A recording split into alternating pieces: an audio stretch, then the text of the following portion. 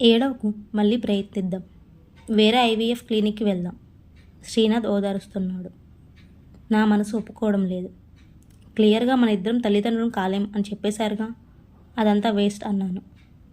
అతను నా తలని మురుతూ, జనని, మనం ఎవరినైనా అడాప్ట్ చేసుకుందాం. నువ్వు తల్లివి కాకుండా ఈ సృష్టిలో ఎవరూ ఆపలేరు. ఈ ప్రపంచంలో ఎంతోమంది అనాథలు ఉన్నారు అన్నాడు. అతని కళ్ళల్లోకి చూసి నా కడుపు మీద చెయ్యి వేసుకొని నిమురుకుంటూ ఉండిపోయాను.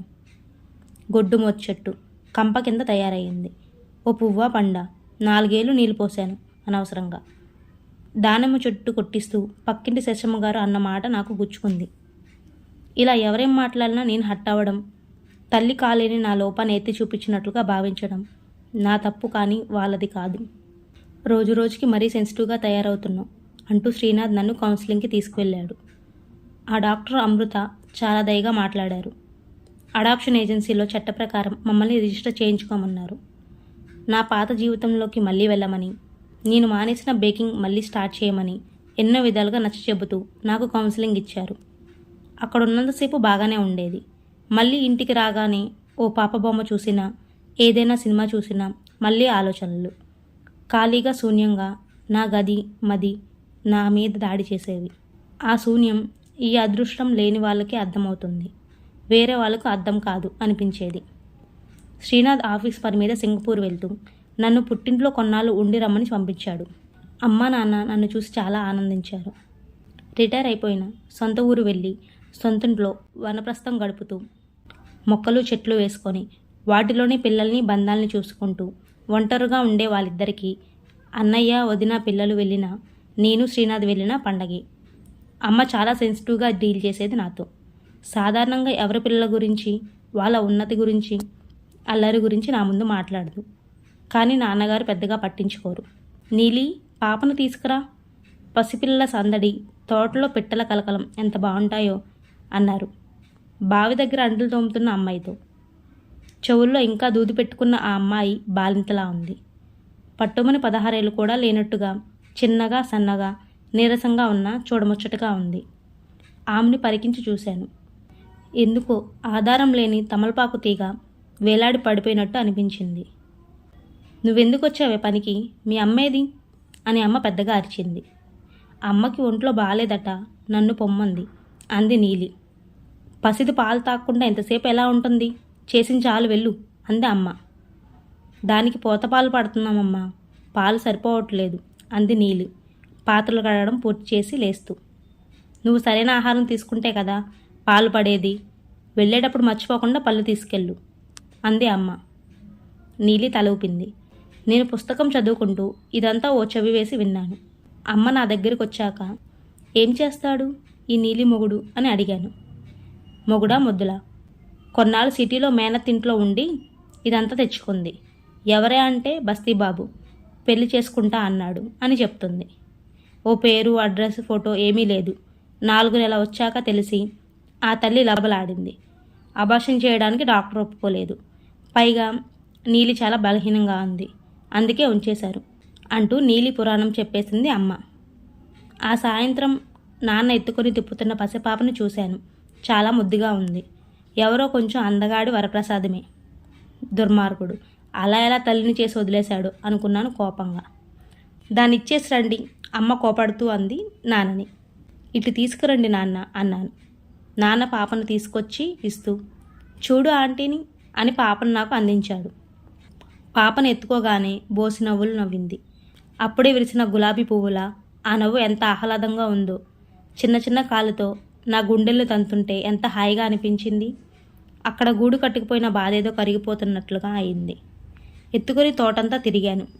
దానికి అర్థం కాకపోయినా ప్రతి పువ్వు కాయ చూపిస్తూ ఆడిస్తూ ఆనందంగా గడిపాను.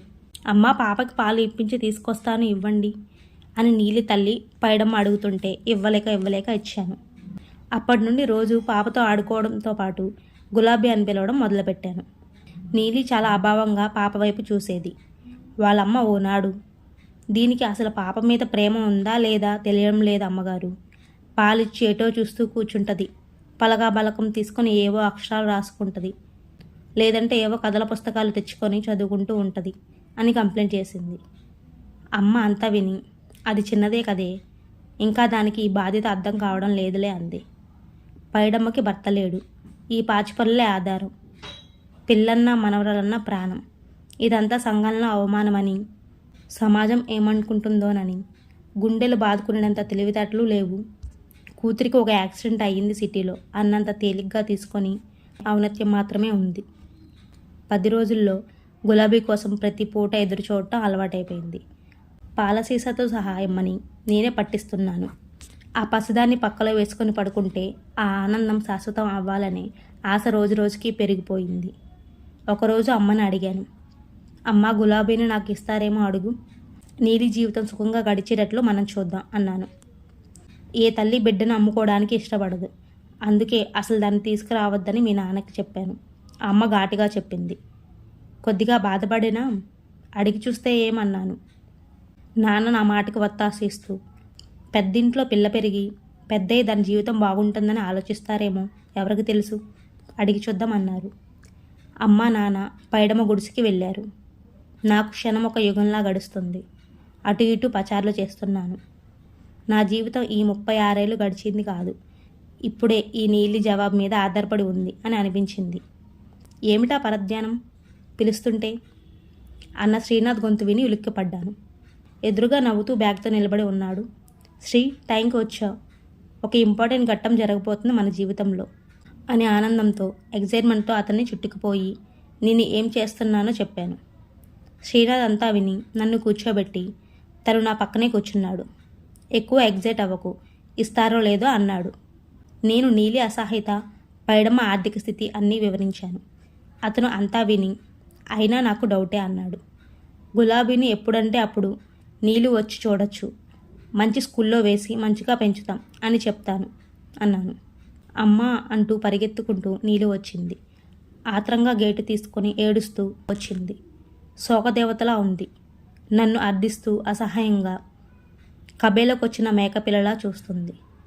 పాప నాకు దేవుడిచ్చిన వరం అమ్మ, అదొక్కటే నా దగ్గర ఉంది. దాన్ని కూడా లాక్కెళ్ళిపోతారా? మీరు ఏదైనా కొనుక్కోగల పెద్దోళ్ళమ్మ, నేను ఏది కొనుక్కోలేనుగా అని నా కాళ్ళు పట్టుకొని ఏడుస్తూ, మా అమ్మ ఇచ్చేయమంటుంది తల్లి, దానికి ఏం తెలుసు నా బాధ, దాని బిడ్డ దాని దగ్గరే ఉందిగా అంది. శ్రీనాథ్ నేను చెప్పలేదు అన్నట్లు నా వైపు చూశాడు. ఎంతో ఆశాభంగం చెందాను. చేతికొచ్చి జీవితం చేజారిపోయినట్టు ఫీల్ అయ్యాను. నీకు ఇష్టం లేకుండా లాక్కోను నీలి అన్నాను. నాకు కళ్ళ నిండా నీళ్లు జలజల కారిపోతున్నాయి. నిన్ను బాధ పెడితే క్షమించు అన్నాను. శ్రీనాథ్ నా భుజాల చుట్టూ చేయి వేసి, గులాబీని ఇవ్వద్దులే కానీ నీలి, నీకు చదువుకోవాలని ఉందా అని అడిగాడు. ఆమె ఆశ్చర్యంగా చూసింది. ఆ కళ్ళల్లో రెపరెపలాడే ఆశ. అవును నీలి, నా కళ్ళకి నువ్వే ఓ పాపలా కనిపిస్తున్నావు అన్నాడు శ్రీనాథ్. శ్రీ అర్థం కానట్టు చూశాను. ఆ తర్వాత మేం ఒక బిడ్డకి తల్లిదండ్రులుగా తిరుగు ప్రయాణం అయ్యాం.